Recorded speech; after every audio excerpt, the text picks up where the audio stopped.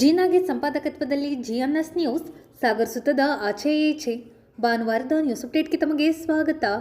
ಮುಖ್ಯಾಂಶಗಳು. ಬಿಸಿಯೂಟ ನೌಕರರ ಕಾರ್ಯ ಶ್ಲಾಘನೀಯ. ಮಕ್ಕಳಿಗೆ ಶುಚಿರುಚಿಯಾದ ಬಿಸಿಯೂಟ ಕೊಡಿ ಎಂದು ಬೇಳೂರು ಸಲಹೆ. ಶ್ರೀರಾಮ ಶ್ರೀ ಜ್ಞಾನೇಶ್ವರಿ ಶ್ರೀ ಗಣಪತಿ ದೇವರ 23ನೇ ವರ್ಧಂತಿ. ದೈವಜ್ಞ ಸಮಾಜದ ಕಾರ್ಯ ಶ್ಲಾಘಿಸಿದ ಡಾಕ್ಟರ್ ರಾಮಪ್ಪ ಸಿಗಂದೂರು. ಮಾಸ್ಟರ್ ಶಂಕರ್ ಕಲಾವೃಂದದಿಂದ ಸನ್ಮಾನ ಮತ್ತು ಸಾಂಸ್ಕೃತಿಕ ಕಾರ್ಯಕ್ರಮ. ಈಗ ಸುದ್ದಿಯ ವಿವರ. ಮಧ್ಯಾಹ್ನದ ಬಿಸಿಯೂಟ ವಿದ್ಯಾರ್ಥಿಗಳಿಗೆ ಚೈತನ್ಯ ನೀಡುತ್ತದೆ. ಶುಚಿರುಚಿಯಾದ ಆಹಾರವನ್ನು ಮಕ್ಕಳಿಗೆ ನೀಡುತ್ತಿರುವ ಬಿಸಿಯೂಟ ನೌಕರರ ಕೆಲಸ ಸಾರ್ಥಕವಾದದ್ದು ಎಂದು ಶಾಸಕ ಹಾಗೂ ಅರಣ್ಯ ಕೈಗಾರಿಕಾ ಅಭಿವೃದ್ಧಿ ನಿಗಮದ ಅಧ್ಯಕ್ಷ ಗೋಪಾಲಕೃಷ್ಣ ಬೇಳೂರು ತಿಳಿಸಿದರು. ಸಾಗರದ ಅಜಿತ ಸಭಾಭವನದಲ್ಲಿ ಶನಿವಾರ ತಾಲೂಕು ಪಂಚಾಯಿತಿ ಮತ್ತು ಅಕ್ಷರದಾಸೋಹ ಇಲಾಖೆ ವತಿಯಿಂದ ಹಮ್ಮಿಕೊಳ್ಳಲಾಗಿದ್ದ ಅಡುಗೆ ಸಿಬ್ಬಂದಿಗೆ ಆಯೋಜಿಸಿದ್ದ ತರಬೇತಿ ಕಾರ್ಯಕ್ರಮ ಉದ್ಘಾಟಿಸಿ ಅವರು ಮಾತನಾಡುತ್ತಿದ್ದರು.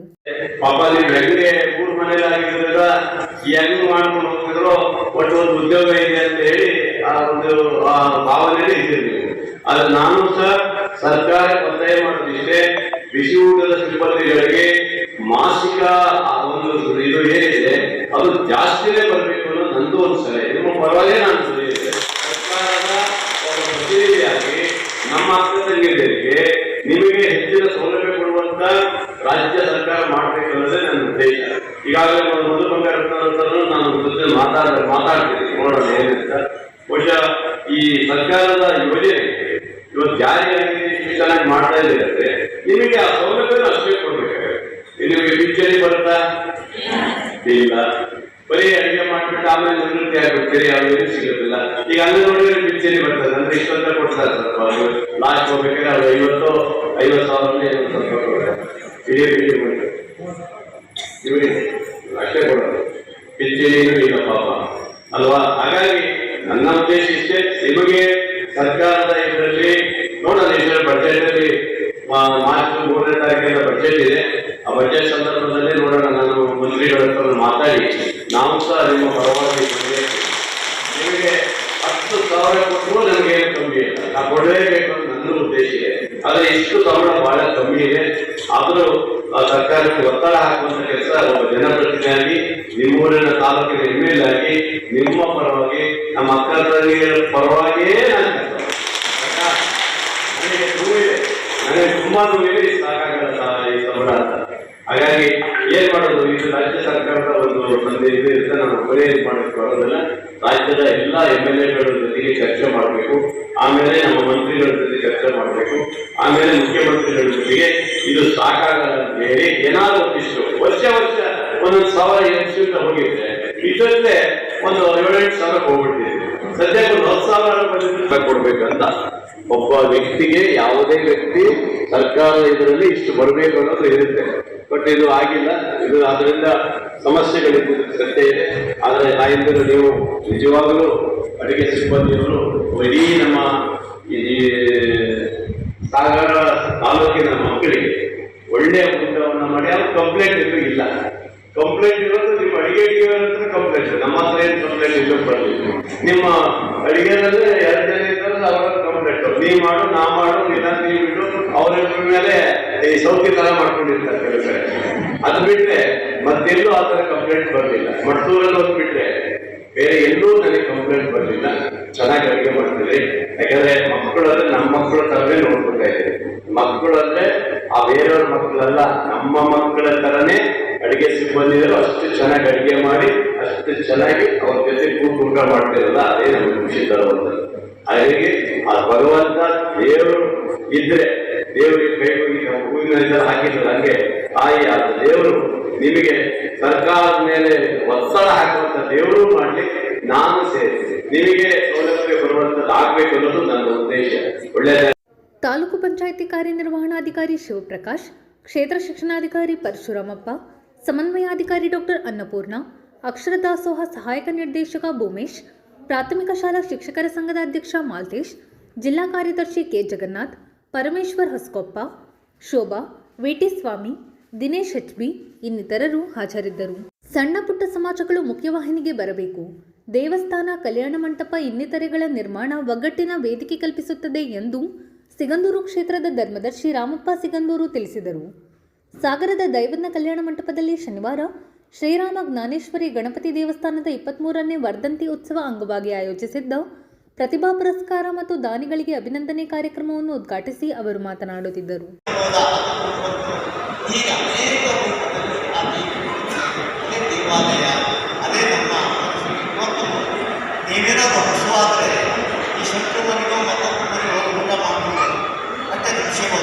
ಆದರೆ ಮೊದಲು ಸ್ವಸ್ವಾದರೆ ಎಲ್ಲೂ ಸಿಗಲ್ಲ. ಇದೇ ರಾಮದೇವರ ಕೊಡಬೇಕು, ಇದೇ ಗುರುಗಳೇ ಕೊಡಬೇಕು. ನಿಮ್ಮ ಮನಸ್ಸು ಸ್ವಸ್ವಾದ ಮನುಷ್ಯನಿಗೆ ಬೇಕಾದಂತೆ ಈ ಅನೇಕ ಜಗತ್ತಿನಲ್ಲಿ ಅನೇಕ ಪ್ರಾಣಿಗಳಿವೆ. ಈ ಮನಸ್ಸು ಅನ್ನೋದು ಜಾತಿ ಇದೆಯಲ್ಲ, ಅದಕ್ಕೆ ಬೇಕಾಗಿರೋದು ಮನುಷ್ಯನ ತೃಪ್ತಿಯ ಆನಂದ. ನಿಮಗೆ ಎಷ್ಟು ಸಾವಿರ ಕೋಟಿ ಇರುವ ಆನಂದ ನೆಮ್ಮದಿ ಇದ್ದರೆ ನಿಮ್ಮ ಬಾಳೆ ಅಲ್ಲ. ಅದನ್ನು ಕೊಡಬೇಕು ಅಂದಾಗ ಇದೇ ರಾಮಕೃಷ್ಣ ಏನೇನು ಸಿಗಲ್ಲ ಅಂಥದನ್ನು ನೀವು ಮಾಡಿದ್ದೀರಿ. ಅದನ್ನು ಚೆನ್ನಾಗಿ ಬೆಳೆಸಿಕೊಂಡು ಒಳ್ಳೆಯ ರೀತಿ ಬೆಳೆಸಿಕೊಂಡು ನೀವು ಚಿಕ್ಕ ಸಮಾಜ ಎಲ್ಲೋ ಮಾಡಿದರೆ ಒಳ್ಳೆಯ ರೀತಿ ನಡೀಲಿ ಅಂತೇಳಿ ಆ ರಾಮದೇವರು ಪ್ರಾರ್ಥನೆ ಮಾಡ್ತಾ ನಮಗೆ ಅವಕಾಶ ಮಾಡಿಕೊಟ್ಟ ನನ್ನೆಲ್ಲರೂ ಸಾಲದಲ್ಲಿ ಕಟ್ಟಡದಲ್ಲಿ ನಾವು ಗೊತ್ತಿರ್ತೇವೆ. ನಾವು ಸಾಲದಲ್ಲೇ ಹೆಚ್ಚಾಗಿ ಹೋಗಿಲ್ಲ. ಮುನ್ಸಿಪಲ್ನಿಂದ ಹಿಡಿದು ಶಾಲೆಗೆ ಹೋಗಿ ಸಾಲಕ್ಕೆ ಹೋಗಿ ಇಡೀ ಸಾಲದಲ್ಲಿ ಬಂದಿದೆ ಅಂದಾಗ ಅವತ್ತೇ ಹೇಗಿತ್ತು ಇವತ್ತು ಹೇಗಿದೆ ಅಂತಾದಾಗ ಎಲ್ಲ ಭಗವಂತನ ಅನುಗ್ರಹ ಬೇಕಾಗುತ್ತದೆ. ಇದಕ್ಕೆ ಹೆಚ್ಚಿನ ನಿಮ್ಮ ಸಮಾಜಗಳು ಭಗವಂತನ ಕಡೆ ಗುರುಗಳ ಕಡೆ ಇವೆಲ್ಲ ಮಾಡಕ್ಕೆ ಸಾಧ್ಯ ಆಗಿದೆ. ಇಲ್ಲಿ ಸಾಧ್ಯವೇ ಇಲ್ಲ. ಈಗಿನ ಕಾಲದಲ್ಲಂತೂ ಏನು ಮಾಡೋಕ್ಕಾಗಲ್ಲ. ಅಂಥ ಸಂದರ್ಭದಲ್ಲಿ ಮಧ್ಯ ಸಾಗರದ ಮಧ್ಯಭಾಗದಲ್ಲಿ ಈ ಒಂದು ಕಟ್ಟಡ ಮಾಡಿ ಅದರ ಪಕ್ಕಕ್ಕೆ ದೇವಸ್ಥಾನ ಮಾಡಿ ಭಕ್ತರಿಗೆ ಗುರುಗಳಿಗೆ ವಸತಿ ಆಗಿದೆ ಅಂತಂದರೆ ನಿಜವಾಗ್ಲೂ ನಾವು ಸಂತೋಷ ಕೊಡಬೇಕು ಮತ್ತು ಉಳಿತಾಯ ಸಾಗಬೇಕು ಆಗಬೇಕು. ನಾನು ಮಾಡ್ತಾ ಇರ್ತೇನೆ. ನಾವು ಒಳಗಡೆಯಾಗಿ ಇಲ್ಲಿ ಕುಲದೇವರಾದ್ರಿಂದ ಪುನಃ ನಮ್ಮ ಅಲ್ಲಿಗೆ ಕೆಲಸ ಇದೆ. ಆ ದೇವಿ ಇವತ್ತು 450 ಕೋಟಿ ರೂಪಾಯಿ ಸಿಗಬೇಕು. ಇವತ್ತೇನ ಈ ಮಾರ್ಗ ರೈಲ್ವೆ ದಿನದಲ್ಲಿ ನೀವೇ ಆಗಿಬಿಟ್ಟು ಈಗಾಗಲೇ ಹೈವೇ ಸಿಗಂದೂರು ಹೈವೇ ಸಿಗುತ್ತೆ. ಹಾಗಾಗಿ ಆ ಒಂದು ಭಾಗ್ಯ ಮತ್ತು ಅನುಕೂಲತೆ ನಿಮ್ಮ ಸಮಾಜಕ್ಕೆ ಸಿಗುತ್ತೆ. ಮತ್ತು ಇನ್ನು ಕೆಲವೇ ದಿನದಲ್ಲಿ ಹೆಚ್ಚಾಗಿ ಬಂದಾಗ ನಾವು ಹೇಳಬೇಕಾಗುತ್ತೆ. ಆ ಸಂದರ್ಭಕ್ಕೆ ಈಗಾಗಲೇ ಆ ರೂಮುಗಳ ಅವಶ್ಯಕತೆ ನಮ್ಮ ದೇವಾಲಯಗಳಲ್ಲಿ ಮತ್ತು ದೇವಿಯ ಎಲ್ಲಕ್ಕಿಂತ ಹೆಚ್ಚಾಗಿ ಈ ಕಟ್ಟಡ ಮಾಡಬೇಕಂದ್ರೆ ಉಪವಾಸ ಮಾಡ್ತೇವೆ. ಉಪವಾಸ ಅಂದರೆ ನಾವು ಕಟ್ಟಡ ಮತ್ತು ಶ್ರಮಪಟ್ಟವರೆಲ್ಲ ಏನು ಅಂತ ಗೊತ್ತಾಗುತ್ತೆ. ಅದರಲ್ಲೂ ಸಾಗರದಲ್ಲಿ ಈ ಒಂದು ಸ್ಥಳದಲ್ಲಿ ಮಾಡಬೇಕು ಅಂತ ತುಂಬ ಕಷ್ಟ ಆಗಿದೆ. ಯಾಕೆಂದರೆ ಎಲ್ಲ ಮನೆಯನ್ನೇ ಕೂಡಿ ಏನೋ ಸಂಪಾದನೆ ಮಾಡಿ ಏನೋ ಖರ್ಚು ಮಾಡಿ ಯಾರು ದುಡ್ಡು ಇದು ಮಾಡೋಕ್ಕಾಗೋದಿಲ್ಲ.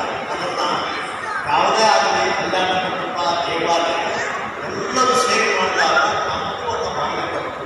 ಅದು ನೀವು ಮಾಡಿರಿ. ಇದು ನಿಮ್ಮದು.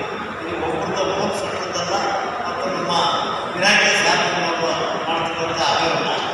ಎಲ್ಲರೂ ಸೇವೆ ಮಾಡೋದ್ರಿಂದ ಇದು ನಿಮ್ಮದು ಅನ್ನೋ ಭಾವನೆ ಬರುತ್ತೆ. ಅಷ್ಟು ಪ್ರೀತಿ ಬರುತ್ತೆ. ಯಾರೋ ಒಬ್ಬಿಬ್ಬರು ಮಾಡಿದ್ರೆ ಆ ಪ್ರೀತಿ ಬರೋದಿಲ್ಲ. ಹಾಗಾಗಿ ಸಾಗಿರೋದು ಅನೇಕ ಇದಾವೆ. ಈಗಾಗಲೇ ಅನೇಕ ದೈವಜ್ಞ ಸಮಾಜದ ಅಧ್ಯಕ್ಷ ಎಂ.ಕೆ. ಮೋಹನ್ ಶೇಟ್ ಮಾತನಾಡಿ, 70 ವರ್ಷಗಳ ಹಿಂದೆ ನಮ್ಮ ಸಮಾಜವನ್ನು ನಮ್ಮ ಹಿರಿಯರು ಕಟ್ಟಿದರು. ಅದರ ನಂತರ ಅವರು ಅತ್ಯುತ್ತಮವಾದ ರೀತಿಯಲ್ಲಿ ನಡೆಸ್ಕೊಂಡ್ಬಂದರು. ಈಗ 25 ವರ್ಷಗಳ ಹಿಂದೆ ನಾವು ಒಂದು ದೇವಸ್ಥಾನವನ್ನು ಕಟ್ಟಬೇಕು ಅಂತ ಯೋಚಿಸ್ತಾ ಅವಾಗ ಒಂದು ದೇವಸ್ಥಾನವನ್ನು ನಿರ್ಮಿಸಿದ್ವಿ. ಆ ಮಂಡಳ ಸದಸ್ಯರಿಗೆ ನಾನು ಈ ಮೂಲಕ ಅವರಿಗೆ ಪೂರ್ವಕವಾದ ಧನ್ಯವಾದಗಳನ್ನು ಅರ್ಪಿಸ್ತೇನೆ. ಆ ಸಂದರ್ಭದಲ್ಲೂ ಸಹ ನಮ್ಮ ಸಮಾಜ ಬಾಂಧವರು ಅತ್ಯುತ್ತಮವಾಗಿ ಸಹಕಾರ ನೀಡಿ ಅತ್ಯಂತ ವ್ಯವಸ್ಥಿತವಾದ ದೇವಸ್ಥಾನವನ್ನು ನಾವು ಕಟ್ಟಿದ್ದೇವೆ. ಆಗ ಮಹಾದಾನಿಗಳು ಇದೇ ರೀತಿಯ ಅನೇಕ ಮಹಾದಾನಿಗಳು ಕೆಲವರು ಕಟ್ಟಡವನ್ನು ನಿರ್ಮಾಣ ಮಾಡಿದರು, ಕೆಲವರು ಗೋಪುರಗಳನ್ನು ಸಹ ನಿರ್ಮಿಸಿಕೊಟ್ಟರು ಮಹಾದಾನಿಗಳು. ಅದರ ನಂತರ ನಮ್ಮ ವಿಶ್ವಾಸ್ ಚಂದ್ರಶೇಖರ್ ಅವರು 5 kg ಬೆಳ್ಳಿಯನ್ನು ಆ ಸಂದರ್ಭದಲ್ಲಿ ಸಮಾಜದ ಪಲ್ಲಕ್ಕಿ ವಿಷಯವೂ ಸಹ ಕೊಟ್ಟಿರುತ್ತಾರೆ. ಅವರಿಗೂ ಸಹ ಈ ಸಂದರ್ಭದಲ್ಲಿ ಪೂರ್ವಕವಾದ ಧನ್ಯವಾದ ಸಮಾಜದ ಪರವಾಗಿ ಧನ್ಯವಾದಗಳನ್ನು ಕೊಡಲಿಕ್ಕೆ ಇಚ್ಛೆಪಡ್ತೀನಿ. ಅದ ನಂತರ ನಮ್ಮ ಅತ್ಯುತ್ತಮವಾದ ಮಹಿಳಾ ಮಂಡಳಿ ಸದಸ್ಯರು ಅತ್ಯುತ್ತಮವಾಗಿ ತಮ್ಮ ಕಾರ್ಯಕ್ರಮಗಳನ್ನು ಹಮ್ಮಿಕೊಳ್ಳುತ್ತಾ ಸಮಾಜಕ್ಕೆ ದೇವಸ್ಥಾನಕ್ಕೆ ಬೇಕಾಗಿರ್ತಕ್ಕಂಥ ಅಷ್ಟೂ ಸಹ ಆಭರಣಗಳನ್ನು ಸಹ ಮಹಿಳಾ ಮಂಡಳಿಗಳಿಗೆ ಮಾಡಿಕೊಡುತ್ತಾರೆ. ಅವರಿಗೂ ಸಹ ಈ ಸಂದರ್ಭದಲ್ಲಿ ಹೃತ್ಪೂರ್ವಕವಾದ ಧನ್ಯವಾದಗಳನ್ನು ಸಮಾಜದ ಪರವಾಗಿ ಅರ್ಪಿಸುತ್ತೇವೆ. ಅದಲ್ಲದೆ ದೇವಸ್ಥಾನಕ್ಕೆ ಅನೇಕ ರೀತಿಯ ದಾನಿಗಳು ಸಮಾಜಕ್ಕೆ ಕೊಡುಗೆಯಾಗಿ ನೀಡಿದರು. ಕೆಲವರು ಕಲ್ಲಿನ ವಿಗ್ರಹಗಳನ್ನು ನೀಡಿದರು, ಕೆಲವರು ಬೆಳ್ಳಿಯ ಉತ್ಸವ ಮೂರ್ತಿಗಳನ್ನು ಮಾಡಿಕೊಟ್ಟರು, ಕೆಲವು ನಮ್ಮ ದಾನಿಗಳು ಕವಚಗಳನ್ನು ಮಾಡಿಕೊಟ್ಟರು. ಪ್ರತಿಯೊಂದು ವಸ್ತುಗಳನ್ನು ನಮ್ಮ ಸಮಾಜಕ್ಕೆ ದಾನಿಗಳ ರೂಪದಲ್ಲಿ ದಾನಿಗಳು ಮಾಡಿಕೊಟ್ಟರು. ಇವತ್ತು ನಮ್ಮ ಸುಸಜ್ಜಿತವಾದ ನಮ್ಮ ದೇವಸ್ಥಾನ ಆಗಿದೆ. ಅದರ ನಂತರ ಈಗ 15 ವರ್ಷಗಳ ಹಿಂದೆ ನಾವು ಒಂದು ಕಲ್ಯಾಣ ಮಂಟಪವನ್ನು ಕಟ್ಟಬೇಕು ಅನ್ನೋ ಒಂದು ಛಲ ಬಂತು. ನಮ್ಮೆಲ್ಲ ಆಡಳಿತ ಮಂಡಳಿಯ ಹುಮ್ಮಸ್ಸಿನಿಂದ ನಾವು ಆರಿಸಿಕೊಂಡ್ವಿ. ಆವಾಗ ಸದಸ್ಯರೆಲ್ಲರೂ ಒಕ್ಕೂಡಿನ ಅಭಿಪ್ರಾಯ ಕಲ್ಯಾಣ ಮಂಟಪ ಕಟ್ಟಬೇಕು ಅನ್ನೋ ಒಂದೇ ಅಭಿಪ್ರಾಯ. ವೇದಿಕೆಯಲ್ಲಿ ಸಂತೋಷ್ ಆರ್ ಶೇಟ್, ಜ್ಯೋತಿ ಕಾಶಿನಾಥ್, ಜಗದೀಶ್ ಕುರ್ಡೇಕರ್, ಸಂತೋಷ್ ಡಿ ಶೇಟ್, ಯುಜಿ ಶ್ರೀಧರ್, ರಾಘವೇಂದ್ರ ಶೇಟ್, ಸೂರ್ಯಕಾಂತ್ ಶೇಟ್, ಕೃಷ್ಣ ಆರ್ ಶೇಟ್, ಚಂದ್ರಶೇಖರ್, ಜಗನ್ನಾಥ್ ಇನ್ನಿತರರು ಹಾಜರಿದ್ದರು. ಸಾಂಸ್ಕೃತಿಕ ಕಾರ್ಯಕ್ರಮಗಳು ಊರಿನ ಸೌಹಾರ್ದತೆ ಹೆಚ್ಚಿಸುವ ಜೊತೆಗೆ ಪರಸ್ಪರ ಸಾಮರಸ್ಯ ಬೆಳೆಸುತ್ತದೆ ಎಂದು ಗಣಪತಿ ಬ್ಯಾಂಕ್ ಅಧ್ಯಕ್ಷ ಆರ್ ಶ್ರೀನಿವಾಸ್ ತಿಳಿಸಿದರು. ಸಾಗರದ ಗಾಂಧಿ ಮೈದಾನದಲ್ಲಿ ಶನಿವಾರ ಮಾಸ್ಟರ್ ಶಂಕರ್ ಕಲಾವೃಂದ ಟ್ರಸ್ಟ್ ವತಿಯಿಂದ ದಿವಂಗತ ರಾಮಕೃಷ್ಣ ಸ್ಮರಣಾರ್ಥ ಹಮ್ಮಿಕೊಳ್ಳಲಾಗಿದ್ದ 35ನೇ ವರ್ಷದ ಸಾಂಸ್ಕೃತಿಕ ಹಾಗೂ ಸನ್ಮಾನ ಕಾರ್ಯಕ್ರಮವನ್ನು ಉದ್ಘಾಟಿಸಿ ಅವರು ಮಾತನಾಡುತ್ತಿದ್ದರು. ಕಲಾ ತಂಡದಲ್ಲಿ ಸಾಕಷ್ಟು ಕೆಲಸವನ್ನು ಮಾಡಿದ್ದಾರೆ. ಹಾಡು ಹೇಳೋದ್ರಿಂದ ಹಿಡಿದು ಪುಸ್ತಕ ಬರೆಯೋದ್ರಿಂದ ಹಿಡಿದು ಎಲ್ಲ ಕೆಲಸವನ್ನು ಕೂಡ ಮಾಡಿದ್ದಾರೆ. ಗಣಪತಿ ಬ್ಯಾಂಕಲ್ಲೂ ಕೂಡ ಅಧ್ಯಕ್ಷರಾಗಿ ಉಪಾಧ್ಯಕ್ಷರಾಗಿ ಒಂದು 20 ವರ್ಷಗಳಿಂದ ಅದೇ ರೀತಿಯಲ್ಲಿ ಅವರು ಕಲಾ ತಂಡ ಪ್ರತಿಯೊಂದು ವರ್ಷವೂ ಕೂಡ ಎಲ್ಲ ಕಲಾ ತಂಡಗಳಿಗೆ ಹಾಡುಗಳನ್ನು ಕಲಿಸೋ ರೀತಿಯಲ್ಲಿ ಒಳ್ಳೊಳ್ಳೆ ವಿದ್ಯಾರ್ಥಿಗಳಿಗೆ ಅದನ್ನು ಬೇರೆ ರೀತಿ ಜಿಲ್ಲಾ ಮಟ್ಟದಲ್ಲಿ ತಾಲೂಕು ಮಟ್ಟದಲ್ಲಿ ಹೋಗಿ ಅವರ ಒಂದು ಪ್ರತಿಮೆಯನ್ನು ತೋರಿಸೋ ರೀತಿಯಲ್ಲಿ ಅವರು ಕಲಾ ತಂಡವನ್ನು ಈಗಾಗಲೇ ಏರ್ಪಾಡು ಮಾಡಿದ್ದಾರೆ. ಮುಂದಿನ ದಿನಗಳಲ್ಲಿ ಅವರಿಗೆ ಉತ್ತಮವಾಗಿ ಇದೇ ರೀತಿಯಲ್ಲಿ ಈಗಾಗಲೇ ನಡೆಸ್ತಾ ಇರೋಂತೆ ಇನ್ನೂ ಯಶಸ್ವಿಯಾಗಿ ನಡೆಸಲಿ, ಜಿಲ್ಲಾ ಮಟ್ಟ ರಾಜ್ಯ ಮಟ್ಟದಲ್ಲಿ ಕೂಡ ನಡೆಸಲಿ ಅಂತ ಹಾರೈಸ್ತಾ ಅವರಿಗೆ ಮತ್ತೊಮ್ಮೆ ಶ್ರೀ ಮಹಾಗಣಪತಿ ಮಾರಿಕಾಂಬೆ ಆಶೀರ್ವಾದ.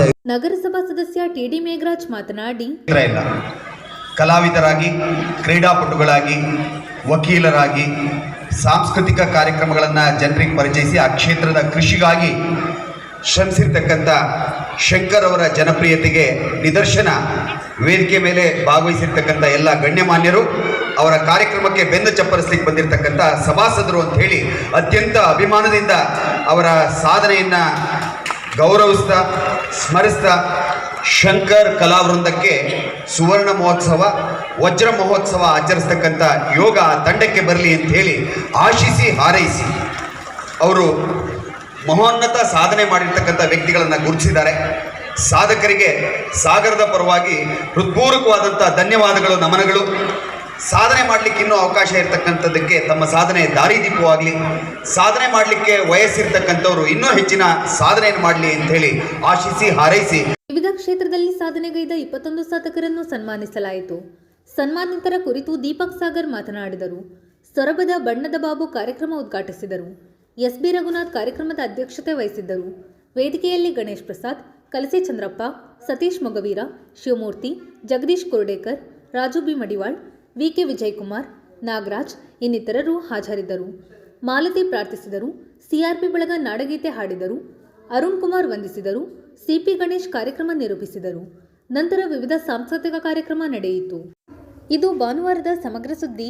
ನಿರಂತರ ಸುದ್ದಿಗಾಗಿ ನೋಡ್ತಾ ಇರಿ GNS ನ್ಯೂಸ್. ನಮಸ್ಕಾರ.